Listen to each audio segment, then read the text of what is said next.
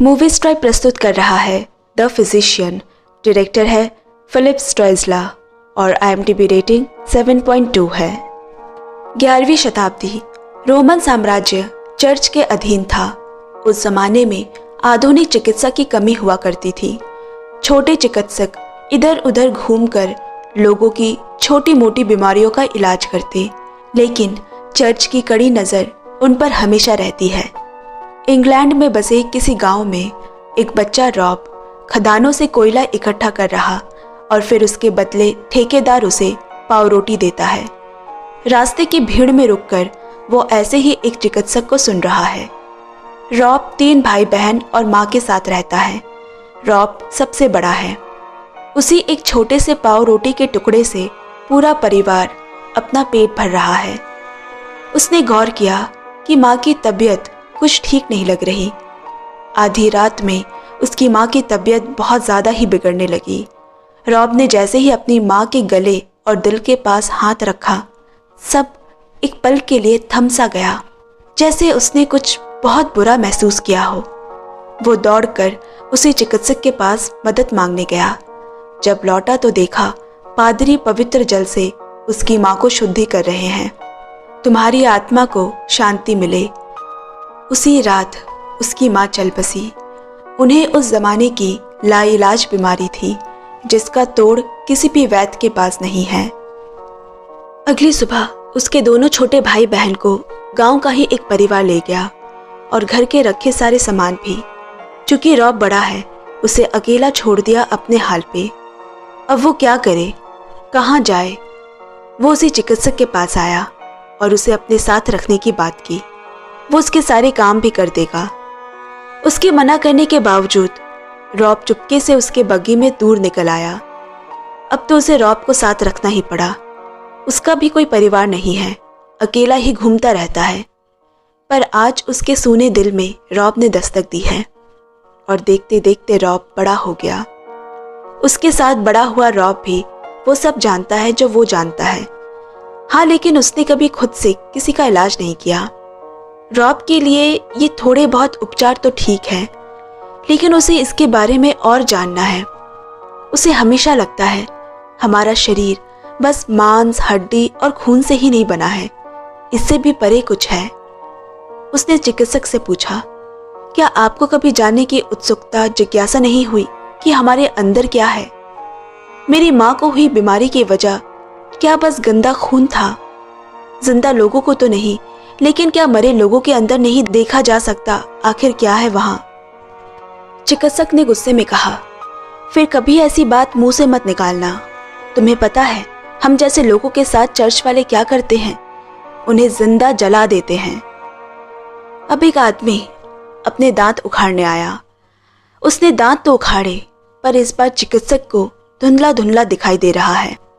अब बहुत साल पहले जो महसूस रॉब ने किया था अपनी माँ के मरने का, आज उसे फिर से वही महसूस हुआ जब उसने उस आदमी के ऊपर हाथ रखा।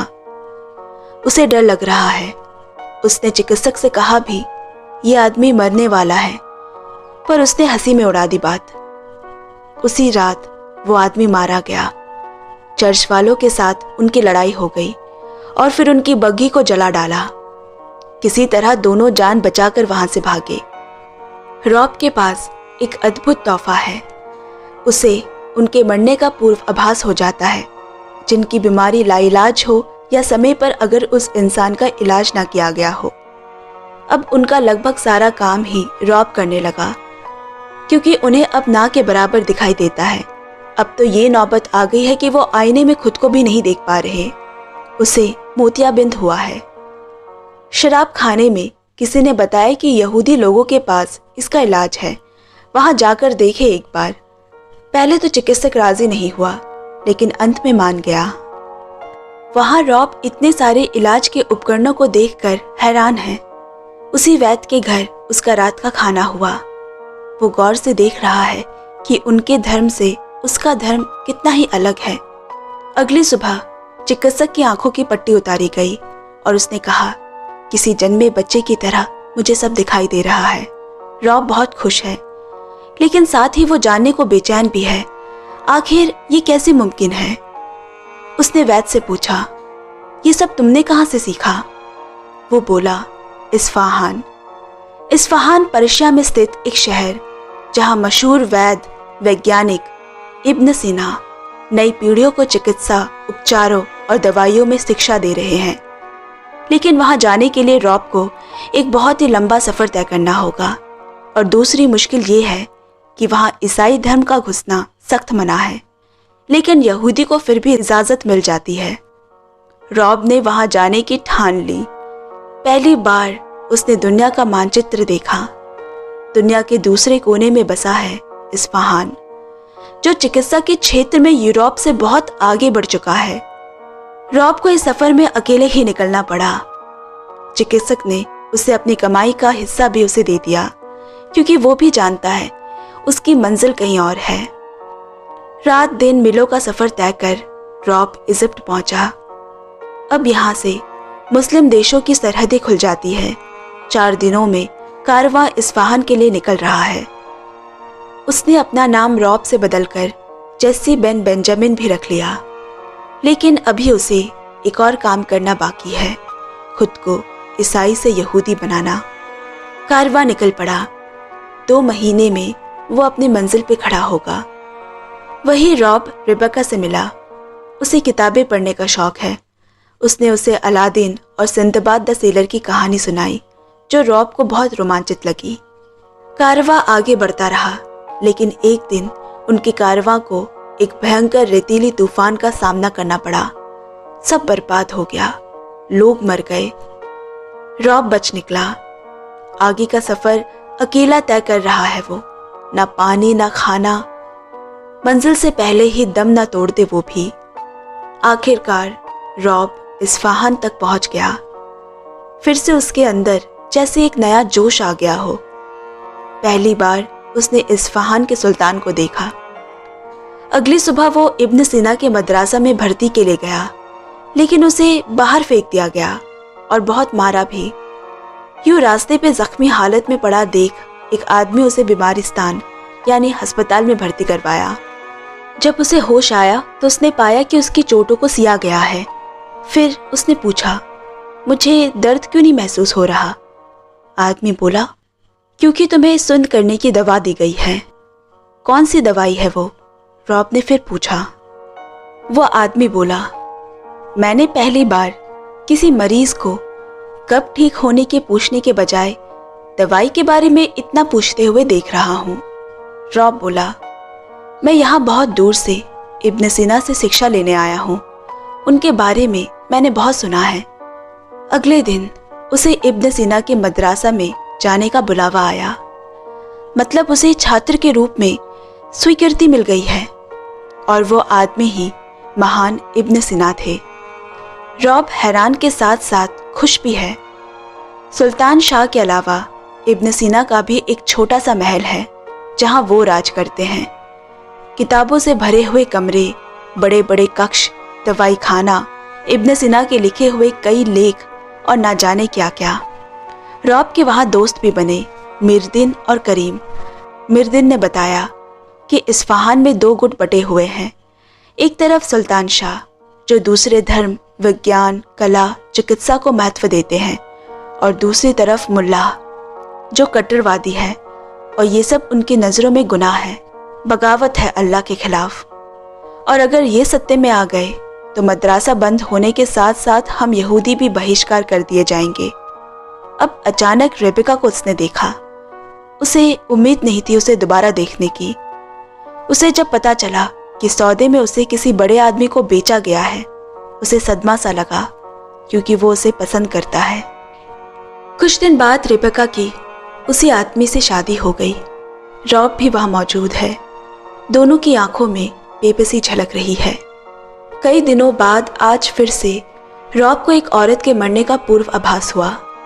उसके जूते में पड़ा बिच्छू ने उसे काटा है, लेकिन सही वक्त पर उसे बचा लिया गया। इब्न सीना ने बड़ी हैरत से उससे पूछा। रॉब ने बताया, उस वक्त के लिए सब थम जाता है और बस आभास होता है कि वो इंसान मरने वाला है। फिर उसने अपनी माँ की बीमारी का भी जिक्र किया, पर अफसोस उसका तोड़ निकलने में शायद और 100 साल या 1000 साल लग जाए। इब्न सीना ने कहा। उसकी माँ को साइट सिकनेस था, जिसे आज हम एपेंडिसाइटिस या अपेंडिक्स कहते हैं। एक तरफ इस्फाहान फल फूल रहा है, दूसरी तरफ खाना बदोश सेल्जुक्स कबीला सुल्तान शाह के खिलाफ बगावत कर दी, क्योंकि उनकी नज़र में सुल्तान शाह के सोच विचार गलत है और उनके राज्य को हथियाने की चाह भी रखते हैं। और एक दिन जानबूझकर सेल्जुक्स ने ब्लैक डेथ से पीड़ित एक आदमी को उनके राज्य भेज दिया, ताकि इस भयंकर महामारी की चपेट में पूरा राज्य आ जाए। जैसे ही इब्न सीना के आदमी ने उसे इसकी खबर दी, वैसे ही सबसे पहले वो सुल्तान शाह से पूरा शहर खाली करवाने का अनुरोध करने गए, लेकिन वो ऐसा नहीं कर सकेंगे। अब जो भी करना है इब्न सीना को ही करना है। इब्न सीना अकेले नहीं हैं। इस मुश्किल घड़ी में उनके साथ वो सभी लोग खड़े हैं जो उन्हें मानते हैं। फौरन बीमारिस्तान में मरीजों के लिए चारपाई लगाए गए, सारे इंतजाम किए गए। रॉब ने किताब पढ़कर बताया, महान हिप्पोक्रेटिस का कहना है, किसी बीमार आदमी के संपर्क और बीमारी के असर दिखने के बीच में 12 घंटे का वक्त है।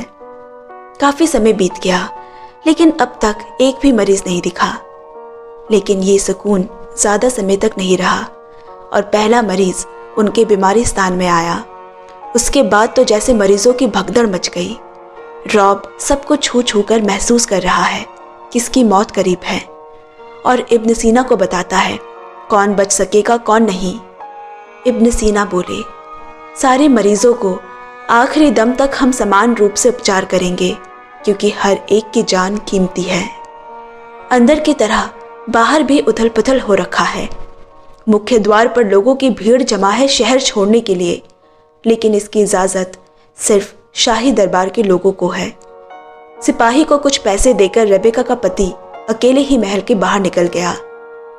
इधर जब रॉब को मालूम हुआ कि रेबेका का पति अकेले भाग गया है, वो उसके घर घुसता है और पाया कि रेबेका पानी में तैर रही है। उसका शरीर बुखार से तप रहा है। तुरंत उसे बीमारिस्तान लाया गया। इलाज शुरू हुआ। ब्लैक डेथ का एक लक्षण है शरीर पे फोड़े होना, जो काले रंग के होते हैं। लेकिन महान फिजिशियन हिप्पोक्रेटिस का कहना है कि गहराई में होते हैं किसी पेड़ की जड़ की तरह, कि उसे निकाल पाना बहुत ही मुश्किल है। रेबेका उसके सामने तड़प रही है, पर वो कुछ नहीं कर पा रहा। ये बात वो सह नहीं पा रहा। और फिर उसने इब्न सीना से एक ऐसी बात कही जिसे सुन भी लेना अल्लाह की नज़र में पाप है।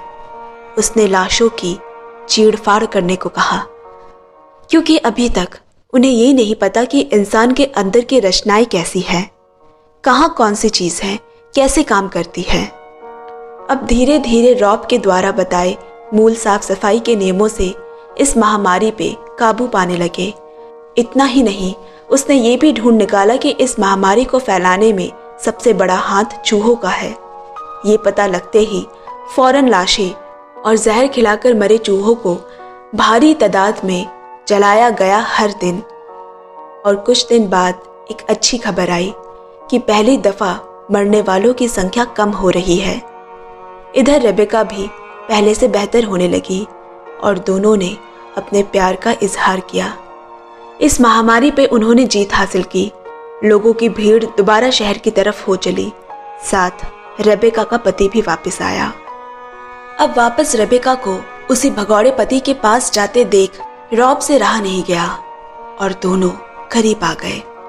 एक दिन इब्न सीना ने रॉब को एक मरीज के पास भेजा जिसे वही तकलीफ है जो उसकी माँ को थी। वो बूढ़ा आदमी अपनी आखिरी दम भर रहा है। रॉब को उससे पता चला कि मरने के बाद उनके शव को जलाया या दफनाया नहीं जाता, बल्कि एक ऊंचे मीनार में रख दिया जाता है जहां चील कौवे उन्हें खाते हैं। यही मौका है उसके पास वो करने का जो वो अब तक ना कर सका। उसने उसके शव को तहखाने में ले जाकर शव परीक्षा यानी ऑटोप्सी करने लगा और सीखने लगा क्या क्या रचनाएं हैं। पन्नों पे उसकी छवि उतारने लगा। यहाँ मुल्लास जो इब्न सीना के मदरसा सुल्तान शाह के विचारधारा के साथ साथ यहूदी के भी खिलाफ है, अब उनके भी समर्थक बढ़ने लगे। एक दिन उन्होंने रॉब को ये काम करते हुए रंगे हाथों पकड़ लिया और उसके साथ साथ इब्न सीना को भी मुल्ला के दरबार में मौत की सज़ा सुनाई गई। रॉब तो बस एक प्यादा है, उनका शिकार तो इब्न सीना को हटाना है। दूसरी ओर रेबेका गर्भवती है। उसके पति को ये बात पता चल गई कि ये उसका बच्चा नहीं है। उसे भी इस जुर्म के लिए सज़ा सुनाई गई, जहां उसे पत्थरों से मारा जाएगा। इधर दोनों जेल में है। रॉब इब्न सीना से माफ़ी मांगता है, पर इब्न सीना को दुख तो इस बात का है कि रॉब, जिसके पास दुनिया को बहुत कुछ देने की क्षमता है, वो ऐसे ही मारा जाएगा। कल उन्हें फांसी दी जाएगी। अपने आखिरी के पल इब्न सीना पूछता है कि उसने अंदर क्या क्या देखा, और रॉब कहता है अंदर भी उतना ही खूबसूरत और भयानक है। उसने दिल को देखा है, वो कैसे काम करता है। यहाँ तक कि उसने वो इलाज भी ढूंढ निकाला जिस बीमारी की वजह से उसकी माँ मरी थी, अपेंडिक्स, जो एक अंगूठे जितना बड़ा होता है। इसी बीच मुल्ला ने सेल्जुक से सौदा कर लिया। वो उन्हें मद्रासा और यहूदी से छुटकारा देंगे और बदले में सेल्जुक्स को राज करने के लिए इस्फहान दिया जाएगा। अगली सुबह दोनों का सर कलम करने लाया गया, लेकिन तभी सुल्तान के सिपाही आकर उन दोनों को ले गए, क्योंकि सुल्तान को भी वही बीमारी है। उसने रॉब को उसका इलाज करने को कहा, लेकिन एक शर्त पर, उसे रेबेका को छुड़वाना होगा। यहाँ सुल्तान का इलाज हो रहा और वहाँ सेल्जुक्स ने हमला बोल दिया है। रॉब इलाज करने में सफल रहा, वो भी पहली बार किसी जिंदा आदमी पे।